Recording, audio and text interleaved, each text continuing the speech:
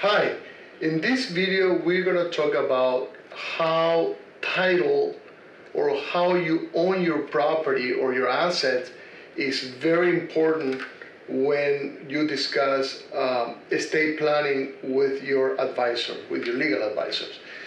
And this is another reason why forms are very dangerous. If you rely only on the forms to do estate planning and you don't understand how title works in relationship to estate planning, you can have a different result from what you wanted at the beginning.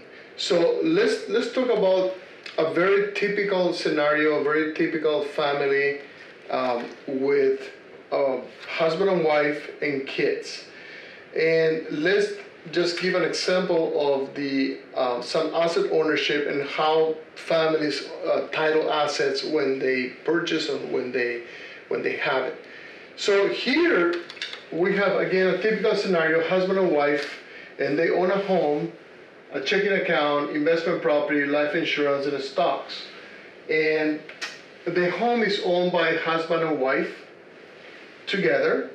They also have a checking account, and they also own that account together, husband and wife. Then husband owns an investment property with his brother, okay? And then also husband owns a life insurance, and the beneficiaries of the life insurance are the kids. And finally, they own, so husband owns stocks where the wife and the kids are the beneficiaries. And this family, basically what they did was they got a form from the internet, a will from the internet, and they said, well, I want everything 50-50. So they downloaded a form free, and in the form they say, if I die, I want my wife to own 50-50 of everything I own, and my kids, I want to own 50% of everything I own.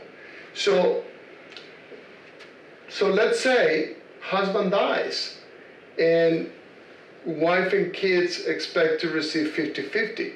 So let's see how title affects that will that was downloaded from the internet.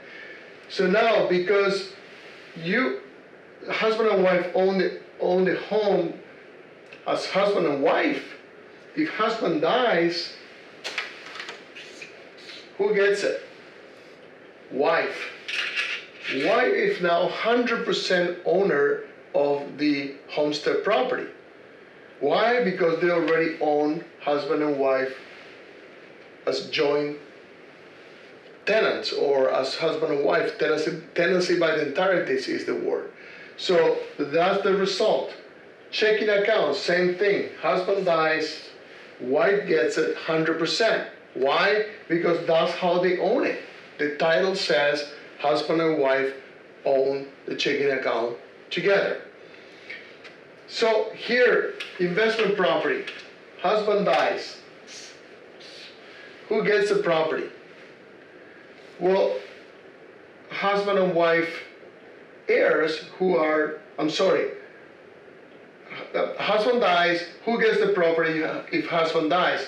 Well, wife and kids. But guess what? Now they own the property with husband's brother.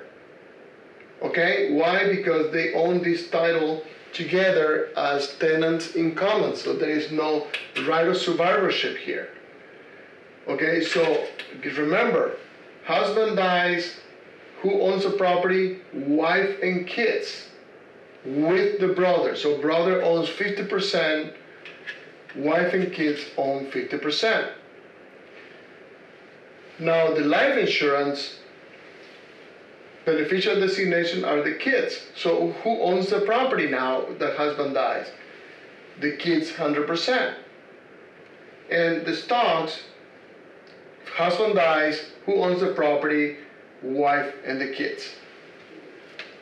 So you see how the results are completely different from what you wanted in your will. In your will, remember, you wanted 50% for my wife, 50% for my kids.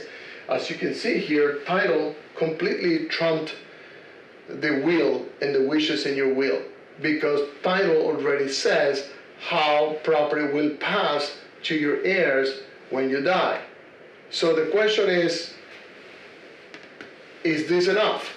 So can you say, okay, I just not gonna do a will, I just gonna start putting jointly ownership in all my assets, and I know that, you know, when I die, there's not gonna be probate because it already passes here, as you can see, although there's gonna be probate here for investment property, and that, again, the will apply only to this property, but for everything else, there's not gonna be probate. So everything is gonna pass directly to whoever the ownership is in these documents. So you say, well, if that's the case, then I don't need to do a will or a trust, I just need to do a beneficiary designation in all of my accounts. Well, a lot of things can go wrong with that. And basically what's gonna happen here, if you do that, you need to consider different scenarios. Number one, what if wife remarries here? What's gonna happen with the kids? Same thing with the checking. What if you have a lot of money in the checking account and all of a sudden wife goes to a nursing home? Is she eligible for Medicaid right now? They probably no, because she got a big chunk of money here in the checking account. What about the investment property? What can go wrong here? Well, number one, your husband probably was okay with his brother, but what about you and the wife and the kids? Do they get along? I mean, who's gonna manage this property now that you own with your brother-in-law? And what about here, the kids? I mean, what if the life insurance has a good amount of money, let's say $1 million, and you have 3 kids, and the 3 kids inherit the life insurance? Well, what if they're young? What if they are minors? What if they are just too spendthrift? What's going to happen there? So if you don't have any protection for that, the money is going to be wasted in 2 seconds. And the same thing with the stocks. So now wife and the kids own the stocks.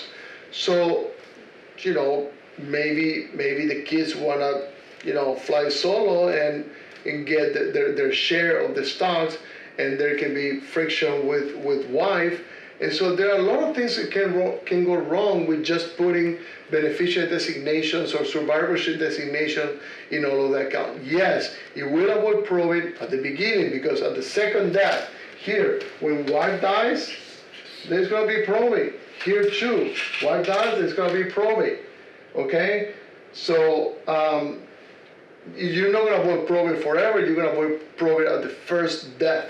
And also what I see some people doing here is they add their children or the child to their home, and that's not a good idea. Adding a person to your home is not a good idea, because you are exposing your homestead property to your children's creditors. So if your child gets divorced, the ex-spouse of that person can go and claim the share of your child in that property.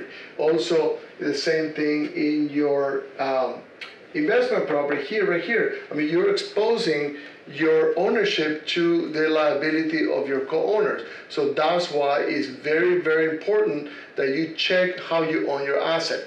So when you do this, when we are in a consultation with clients, we ask about this stuff. We ask about your investment properties, your checking account, your savings account, your home, your annuities, your life insurance, your stock, your bonds, your investment property. Everything is asked in the consultation. Why? We want to know how you own it, and we want to know who owns it with you. Because if you come to me and you say, I want a will that distribute, let's say 50-50 or whatever, 100% now and then remainders to my children, I want to make sure that when I do that, I reflect the ownership of your assets in that estate planning. Otherwise, the estate planning is not going to work, and you're going to be wasting your money on attorney's fees. So make sure when you come to a consultation, or when you think about doing estate planning, when you think about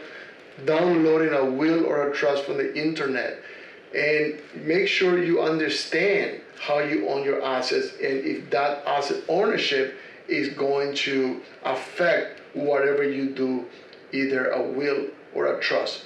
So this is it.